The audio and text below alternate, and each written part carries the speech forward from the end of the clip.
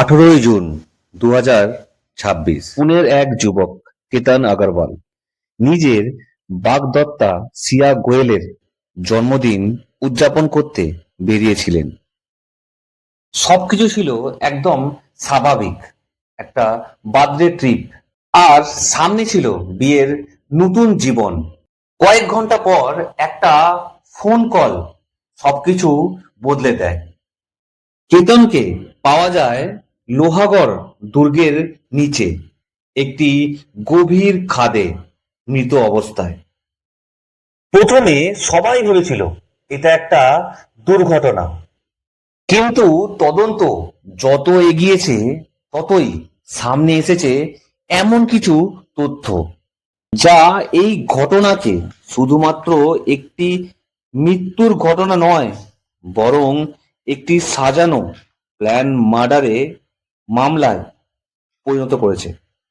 যে মেয়ের সঙ্গে কয়েক মাস পর বিয়ে হওয়ার কথা ছিল, সেই মেয়েই কি শেষ পর্যন্ত তার মৃত্যুর রহস্যের কাল হয়ে এলো? নমস্কার, আমি সুনীল হেমব্রম। আজ আপনাদের এই নির্মম মৃত্যুর রহস্য, পুরো ঘটনা বিস্তারিতভাবে জানাবো, আর কতটা সাবধানে থাকা উচিত এই রকম খুনিদের হাত থেকে। আর যারা চ্যানেলে নতুন আছেন তারা অবশ্যই চ্যানেলকে সাবস্ক্রাইব করতে ভুলবেন না। আর 1000 সাবস্ক্রাইব করতে আর কিছুটা বাকি আছে। চলুন শুরু করা যাক আজকের কেস, কেতন আগরওয়াল মার্ডার।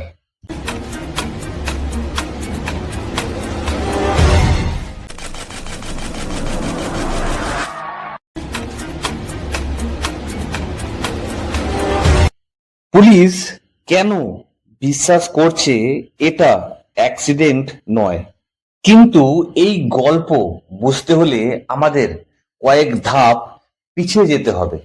কেতন আগরওয়াল একজন তরুণ ব্যবসায়ী। পরিবারের মতে ভবিষ্যৎ নিয়ে তার অনেক পরিকল্পনা ছিল। অন্যদিকে ছিলেন সিয়া গোয়েল। দুজনের সম্পর্ক বেশ কিছুদিনের। সম্প্রতি তাদের এঙ্গেজমেন্টও হয়েছিল। পরিবারের সদস্যদের সহমত অনুযায়ী এই বিয়ের প্রস্তুতি শুরু হয়েছিল।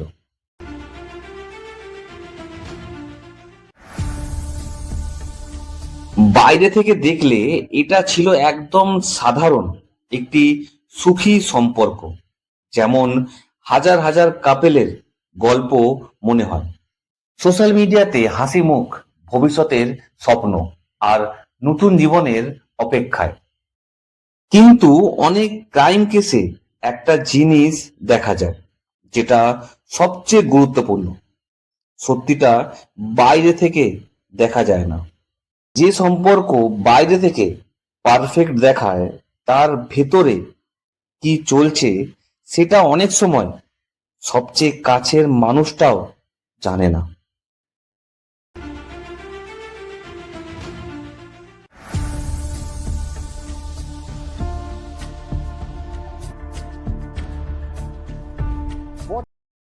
কখনো কি এমন কাউকে দেখেছেন যার রিলেশনশিপ বাইরে থেকে পারফেক্ট লাগতো, কিন্তু বাস্তবটা ছিল সম্পূর্ণ আলাদা? কমেন্টে অবশ্যই জানাবেন। তাহলে এই রিলেশনশিপের আড়ালে কি লুকিয়ে ছিল? আর এখানেই গল্পে প্রবেশ করে তৃতীয় একজন মানুষ। তদন্তকারীদের দাবি অনুযায়ী এই মামলার মোড় ঘুরতে শুরু করে যখন সামনে আসে ওই তৃতীয় ব্যক্তি, চেতন চৌধুরীর নাম। পুলিশের অভিযোগ, সিয়া গোয়েল আর চেতন চৌধুরীর মধ্যে ঘনিষ্ঠ সম্পর্ক ছিল।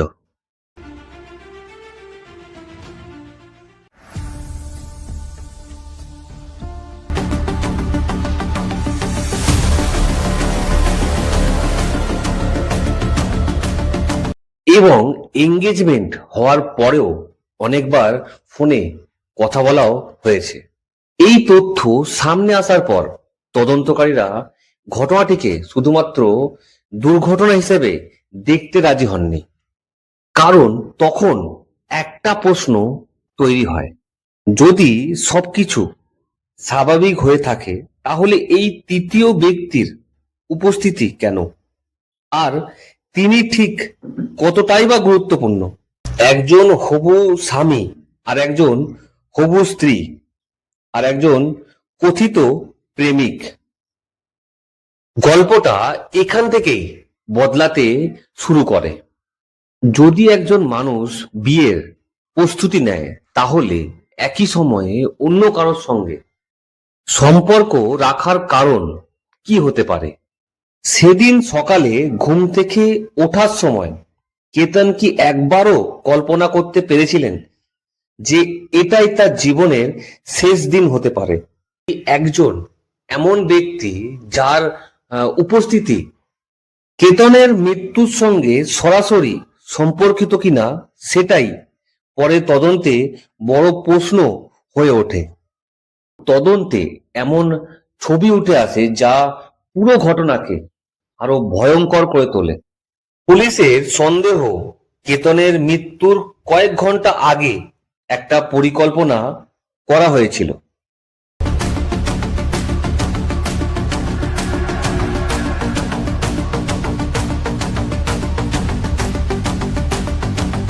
আর সেই পরিকল্পনাই সূত্র খুঁজতে গিয়ে তদন্তকারীরা দেখতে পান কল রেকর্ড, মোবাইল লোকেশন আর ডেটা।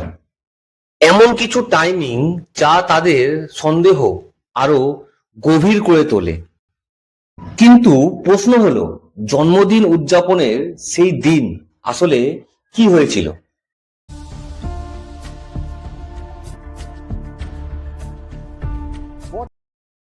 এখনো পর্যন্ত এটা একটা রিলেশনশিপ মিস্ট্রি মনে হচ্ছিল, কিন্তু পরের অংশে আমরা দেখব কিভাবে একটা বার্থডে সেলিব্রেশন ধীরে ধীরে একটা ক্রাইম ইনভেস্টিগেশনে পরিণত হয়।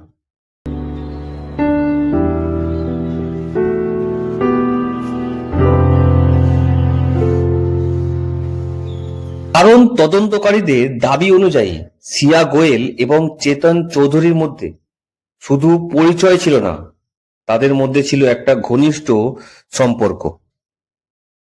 আর এই প্রশ্নের উত্তর খুঁজতে গিয়ে তদন্তকারীরা ফোনের ডেটা ঘাঁটতে শুরু করেন। তদন্তে উঠে আসে সিয়া এবং চেতনের মধ্যে নিয়মিত যোগাযোগের অভিযোগ ছিল, ফোন কল ও মেসেজ সবকিছুই ছিল।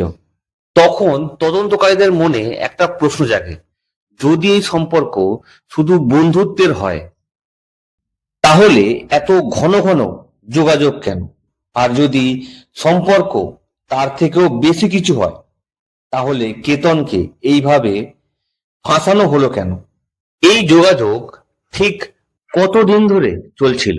কারণ তদন্তকারীরা এরপর যা জানতে পারেন তা আরো অবাক করার মতো। সিয়ার জন্মদিনে দিনটির আগেও কিছু গুরুত্বপূর্ণ ঘটনা ঘটেছিল। তারা একসাথে প্ল্যানিং করছিল কেতনকে সরাবার জন্য এক রেস্টুরেন্টে।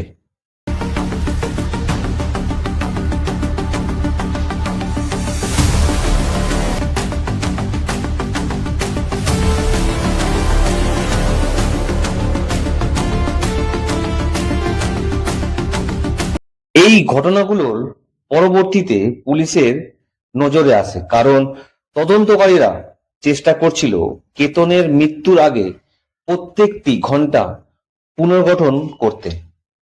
সিয়া কোথায় ছিল এবং কার সঙ্গে দেখা করছিল, ফোন করেছিল চেতনকে, কখন কোথায় গিয়েছিল দেখা করতে।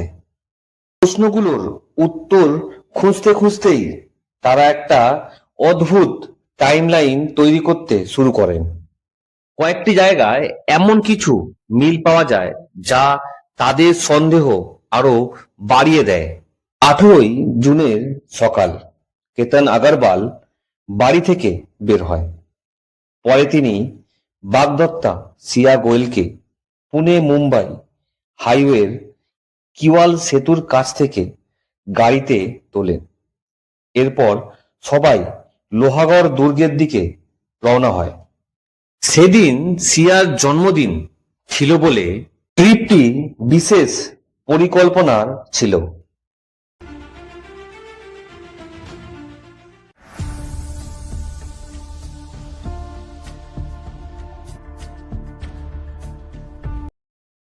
পুলিশের দাবি অনুযায়ী কেতন ও সিয়া লোহাগড় দুর্গে ওঠেন। পরে তদন্তে উঠে আসে দুর্গে যাওয়ার একদিন আগে একটি ক্যাফেতে বসে পরিকল্পনা হয়েছিল, আর সেদিন ভিজিটটি নাকি আগে থেকেই সাজানো ছিল। সিয়া দুর্গে গিয়ে ছবি তোলার সুযোগ তৈরি করে, আর সেটাকেই ঘটনার মোড় ঘোরানোর জন্য ব্যবহার করা হয়।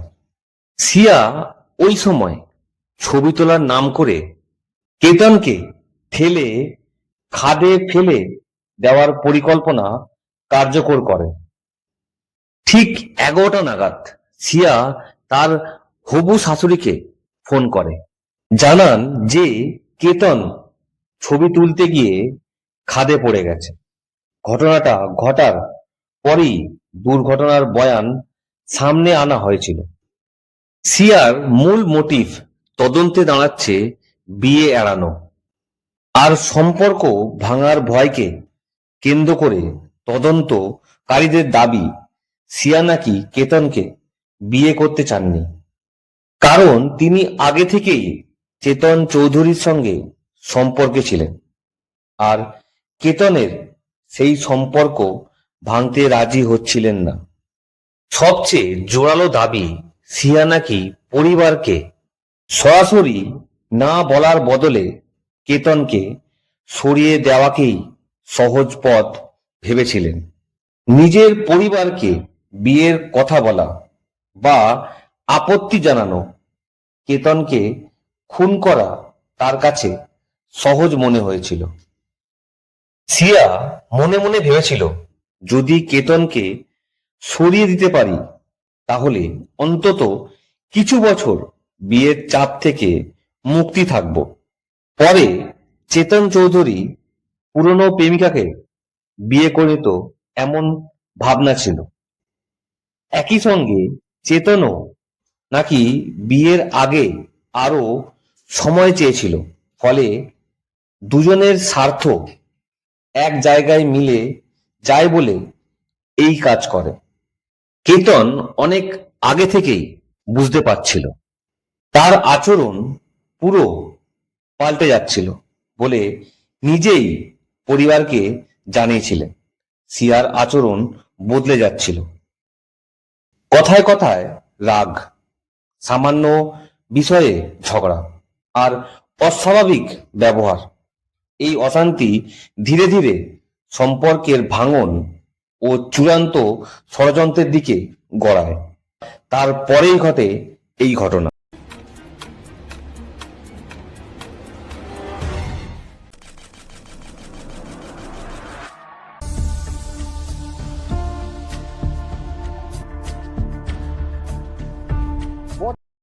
এই সত্য ঘটনা আপনাদের কেমন লাগলো অবশ্যই কমেন্ট করে জানাবেন। যারা ভিডিওটি দেখলেন তাদেরকে অসংখ্য ধন্যবাদ। ভিডিওটি ভালো লাগলে অবশ্যই লাইক করতে ভুলবেন না। দেখা হবে নতুন কোনো সত্য ঘটনা নিয়ে।